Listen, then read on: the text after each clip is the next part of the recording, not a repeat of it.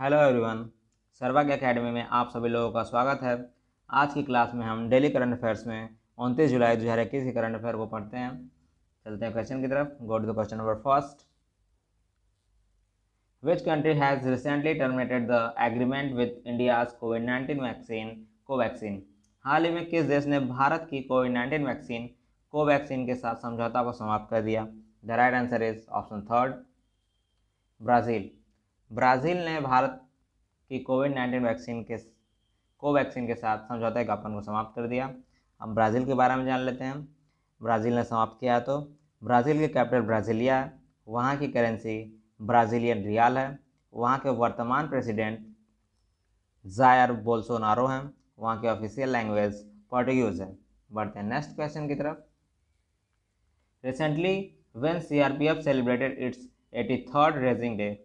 हाल ही में सीआरपीएफ ने अपना 83वां स्थापना दिवस कब मनाया? The right answer is option third, 27 जुलाई को सीआरपीएफ ने अपना 27वां स्थापना दिवस मनाया। हम सीआरपीएफ के बारे में जान लेते हैं। सीआरपीएफ की स्थापना वर्ष 1939 में की गई थी और इसका हेडक्वार्टर नई दिल्ली में स्थित है। इसके वर्तमान मैनेजिंग डायरेक्टर कुलदीप सिंह हैं और जो सीआरपीएफ है वो मिनिस्ट्री ऑफ होम अफेयर्स के अंडर में आता है। और जो अर्धसैनिक बल हैं, मैं आपको अर्धसैनिक बल के बारे में बता देता हूँ। अर्धसैनिक बल भारत में पूरे टोटल 7 हैं, जिसमें कि BSF, CRPF, CISF, ITBP, NSG, SSB और एआर, ये 7 हैं जो कि अर्धसैनिक बल में आते हैं। और जो Indian army, navy, Indian air force, वो अर्धसैनिक बल में नहीं आते हैं, वो आर्मी में आते हैं। तो चलते हैं नेक्स्ट क्वेश्चन की तरफ। हाल ही में वर्ल्ड ड्राउनिंग प्रिवेंशन डे कब मनाया गया? World drowning prevention day celebrated on which day? The right answer is option first, 25 जुलाई को वर्ल्ड ड्राउनिंग प्रिवेंशन डे मनाया गया। इसकी घोषणा अप्रैल 2021 में यूनाइटेड नेशन की जनरल असेंबली के द्वारा किया गया था। ये कि 25 जुलाई 2021 से को वर्ल्ड ड्राउनिंग डे मनाया जाएगा। बढ़ते हैं नेक्स्ट क्वेश्चन की तरफ।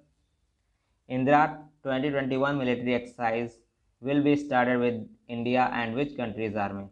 इंदिरा 2021 सैन्य अभ्यास भारत और किस देश की सेना के साथ शुरू किया जाएगा? The right answer is option fourth, Russia.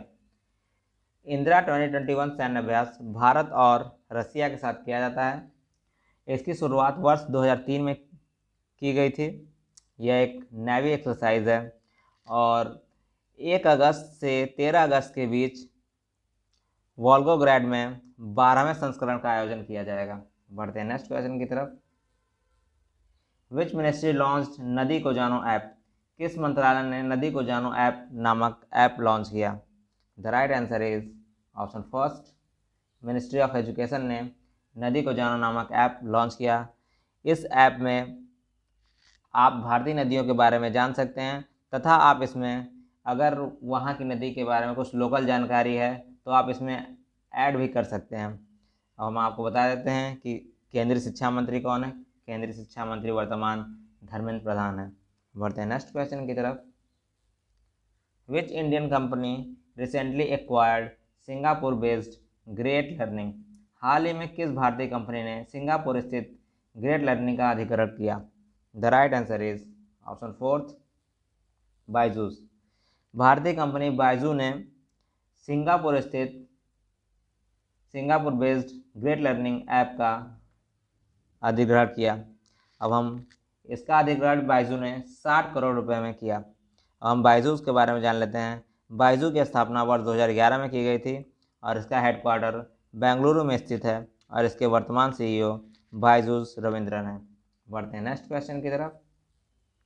Recently in which state home minister Amit Shah launch the green Sohra afforestation campaign? हाल ही में गृह मंत्री अमित शाह ने किस राज्य में ग्रीन सोहरा नवीकरण अभियान को लॉन्च किया? The right answer is option second, Meghalaya. Meghalaya राज्य में सोहरा नामक स्थान पर, जो कि चेरापूंजी के पास स्थित है, चेरापूंजी में स्थित है, वहाँ पे हमारे गृह मंत्री अमित शाह ने ग्रीन सोहरा नवीकरण अभियान को लॉन्च किया। इस अभियान को मेघालय सरकार और असम राइफल दोनों मिल के साथ में चलाएंगे। अब हम जान लेते हैं कि मेघालय के बारे में। मेघालय की कैपिटल क्या है? मेघालय की कैपिटल सीएम है। मेघालय की कैपिटल शिलोंग है। वहाँ के सीएम कौन है? कॉनराड संगमा है। और वहाँ के गवर्नर कौन है? सत्यपाल मलिक। वहाँ की ऑफिशियल लैंग्वेज क्या है? इंग्लिश। वहाँ की सबसे ज़्यादा बोले जाने वाली भाषा खासी लैंग्वेज है, जहाँ की 34% लोग वहाँ पे खासी लैंग्वेज का यूज़ करते हैं। आपको यहाँ ग्रीन सोहरा अफॉरेस्टेशन कैंपेन, यहाँ सोहरा नवीकरण अभियान से, ग्रीन सोहरा नवीकरण अभियान से ही पता चलता है कि इसमें पेड़ों को लगाया जाएगा। बढ़ते हैं नेक्स्ट क्वेश्चन की तरफ। Recently who became the first Indian tourist to visit space? हाल ही में अंतरिक्ष की यात्रा करने वाले पहले भारतीय टूरिस्ट कौन बने? The right answer is option third, Santosh George Kulangara. Santosh George Kulangara ये केरल के निवासी हैं। यह अंतरिक्ष में जाने वाले पहले भारतीय टूरिस्ट बने हैं। और पहले भारतीय अंतरिक्ष में जाने वाले व्यक्ति कौन है? राकेश शर्मा। हम बता देते हैं कि अंतरिक्ष किसे कहते हैं। जो भी समुद्र तल से 100 किलोमीटर की ऊंचाई होती है, वहाँ पे एक काल्पनिक रेखा खींची गई है, जिसे हम कर्मन लाइन के नाम से जानते हैं। उसके ऊपर की जो ऊंचाई होती है उसे अंतरिक्ष कहते हैं। और जो समुद्र तल से 10 किलोमीटर के ऊपर की ऊंचाई होती है, वहाँ पे हमारे हवाई जहाज उड़ा करते हैं। तो आप जान गए होंगे कि जो कर्मन लाइन है, जो कि 100 किलोमीटर ऊपर है समुद्र तल से, उसके ऊपर के एरिए को हम अंतरिक्ष कहते हैं। तो चलते हैं नेक्स्ट क्वेश्चन की तरफ।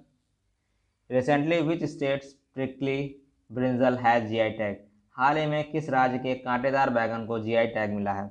The right answer is option first, Tamil Nadu. Tamil Nadu राज्य के वेल्लोर के कांटेदार बैगन को जीआई टैग मिला है। अब हम बता देते हैं कि जीआई टैग की शुरुआत वर्ष 2004 में की गई थी, और सबसे पहले दार्जिलिंग के चाय को जीआई टैग मिला था। हम ये मिला है जीआई टैग तमिलनाडु के प्रिंकली बैगन को।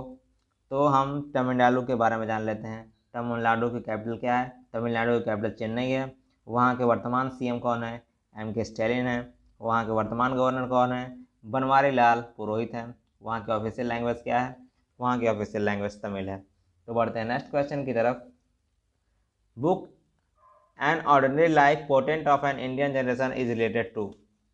N ordinary life portrait of an Indian generation नामक पुस्तक किसने लिखी? The right answer is option second, Ashok Lavasa. Ashok Lavasa, यह पुस्तक अशोक लवासा से संबंधित है। इस पुस्तक में अशोक लवासा ने अपने जीवन तथा अपने पिता के जीवन संघर्षों के बारे में बताया है।